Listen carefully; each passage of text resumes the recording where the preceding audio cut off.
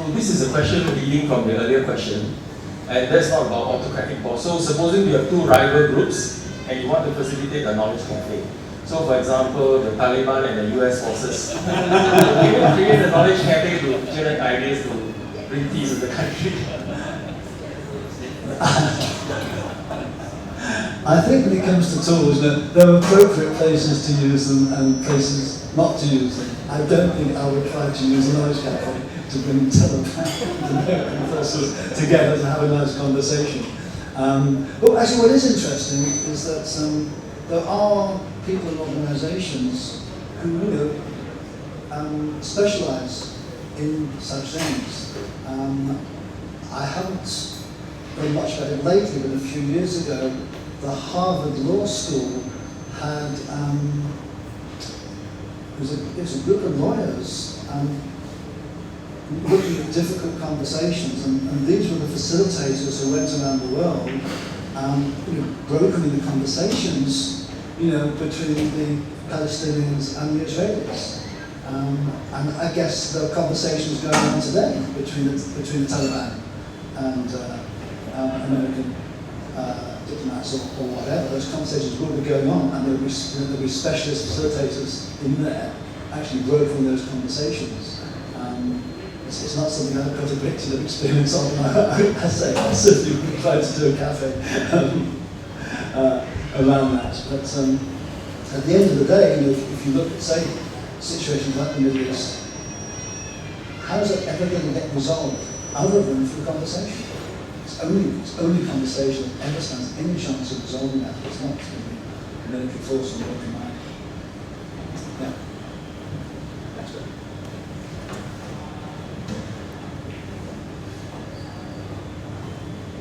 I too have no solution for Taliban in the United States. But going back to the 40 years of my working life, and basically I grew up in an organization where I'm in sales. But as you upgrade yourself, you become a manager rather than the specific function. So eventually I was appointed to be the operations manager in charge of both sales and service. And I can assure you, during the early days, the sales department and the service department just do not talk at all.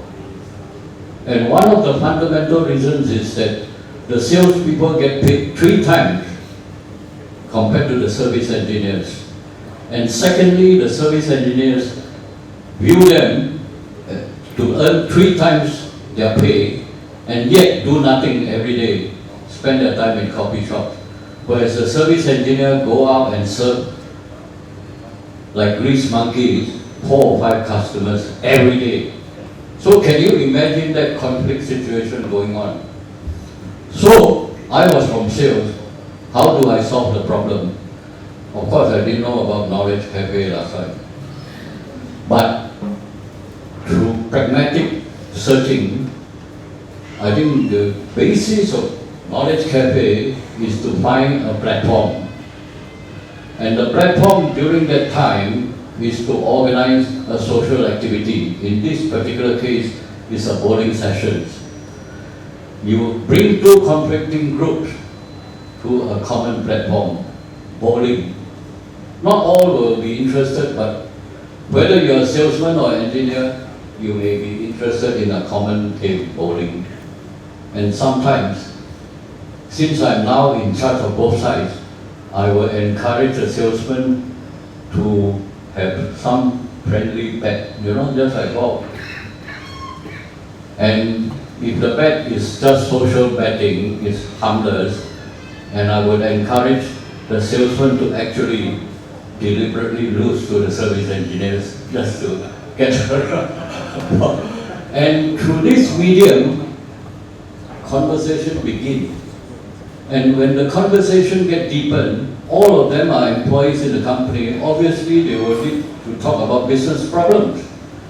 And I can assure you, over time, the service department and the sales department became one. And that is where the excellence is found.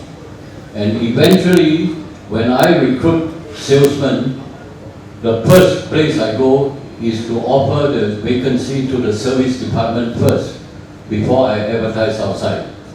So David, I congratulate you to come. I think all of us know about Knowledge Cafe in one form or another before David introduced, except that what David did is to bring it to a higher level of interaction. Thank you very much, David. Thank you, Dexter. I think the point that Dexter made there about finding other platforms for conversation is a really good one. And it reminded me of two examples I've seen. One was the British Dental Association in London. They tried to run some cafes during the day. They couldn't get any interest. What they ended up doing was running coffee mornings. So the whole idea was that people came in a little earlier. They had coffee together and a muffin in the canteen. But it was a charity. It was a charity coffee morning. So they paid a little bit extra money that went to charity. So no, it was just a social event. But because the hidden agenda, if you will, a subtle hidden agenda, was about bringing people together to have conversations. That was fundamentally what it was about. But the one I liked the best, I ran a large cafe middle of last year for an agricultural and architectural consultancy in London called EC Harris. And they had taken a rather old building and refurbished it. And as you walk through reception, there was a really nice cafe area that you had to walk through to actually get into the building. So it's very easy to stop and have a coffee and sort of have conversations with people that you knew. But they'd gone on better. Alongside the cafe was a bar. They actually built a bar into the ground floor of the building. And on Thursday and Friday evenings, that bar was open, not only were the drinks free, but the drinks were served by the senior managers of the organisation. And I just thought that was amazing. Because again, it was just very easy to stop by on your way out to have a drink or two and have conversations with people. It's not a cafe, there are no predetermined outcomes, but I'm sure that the value in that must be immense. Not easy to measure, but there nevertheless. So it's again, doing those sorts of things that are sort of indirect, you haven't got to go at it head on. Any last thoughts or comments before I draw? I think many of us sitting here actually value conversations, but in this age of IM, BBM, those BlackBerry messaging, WhatsApp, email, Skype, and the list can go on. So how can we be realistic that conversations actually have to gravitate a little bit further into the more to suit the more techno-savvy populace? So what I'm trying to say is that how do we balance face-to-face conversations versus the technologically driven ones? Yes, I think the things have got a little bit out of balance. I think there's certainly organisations who, rather than talking to the person maybe in the cubicle next to them, or in the office next to them, it's email, it's text. And again, people don't see the value, they've forgotten the value of conversation. Again, I've got no magic answers as to how you address that. But again, maybe it's running things like cafes, maybe it's running things like coffee mornings, it's creating platforms, creating situations where people can come together to have those face-to-face conversations, and maybe they'll be a little bit less dependent on using their mobile phones or using email. I often think that it's the face-to-face conversation that's really important. I'm not so sure that when you exchange emails, that it's really a conversation. People will argue with that and say, yes, it's still a conversation. But the nature of a conversation, you can look at somebody, you can see somebody, you can interact with them. You can't do that for most of the electronic media. It's a very different form of conversation that you have when you're doing it electronically. But we do need to somehow get things back in balance.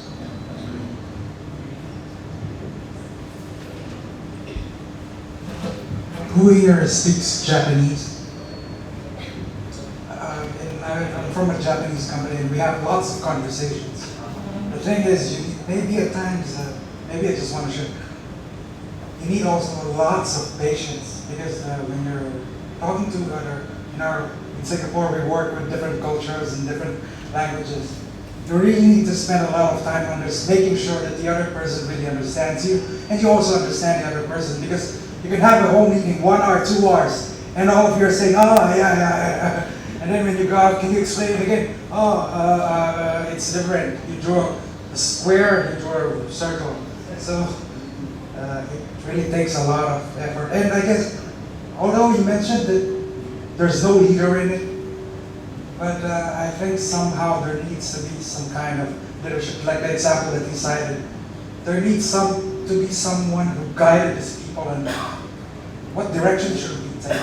Maybe it's not clear, but somehow there should be some kind of direction to make it really valuable. Because without that, sometimes it's just going somewhere. But it's still important.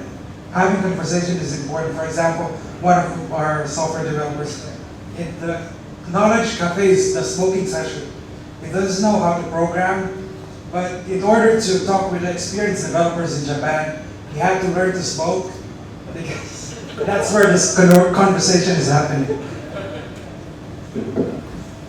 Okay, I understand what you're saying about the language barriers, because as a few of you know, I have an Indonesian girlfriend, and I've just spent the last 2 weeks in Jakarta with her, and her English is still not very good, and there were times when we got into real difficulties because I thought I've said something and I thought that she's understood what I've said, and I realized a day or two later that she actually thought I said the opposite of what I thought I communicated.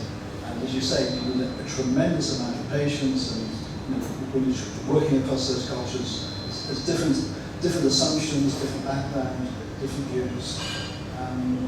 It's not too surprising that we get into a mess actually at times. We get into arguments because we fundamentally misunderstood each other. And that's that. And we're all speaking English. Right. And we're all speaking. One of the things when I do the cafes in a lot of situations, as I say, I just done one in Indonesia. When it comes to the small group conversations, I tell you, clearly I say speaking Bahasa, speaking your own language. To force people to speak in English when it's not their birth language it's tantamount to torture. Okay. We've just got 9 o'clock, so I'm about to draw to a close, unless there are any final thoughts, final comments, final questions. No? Okay. A great big thank you to you all. I always enjoy these cafes. It's been a tremendous evening. Where are the folks? Where's Kevin? Kevin and William? Yes, Kevin. Yeah. Kelvin has private. Just say a few words here. I'd like to say a big thank you for this man for making it all possible. And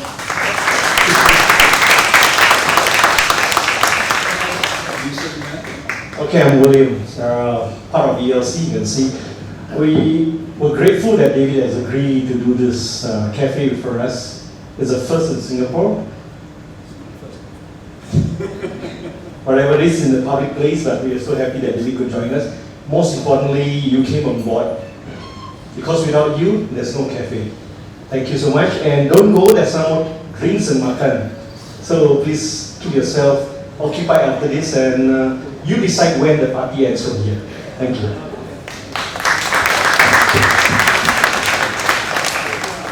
just one final word.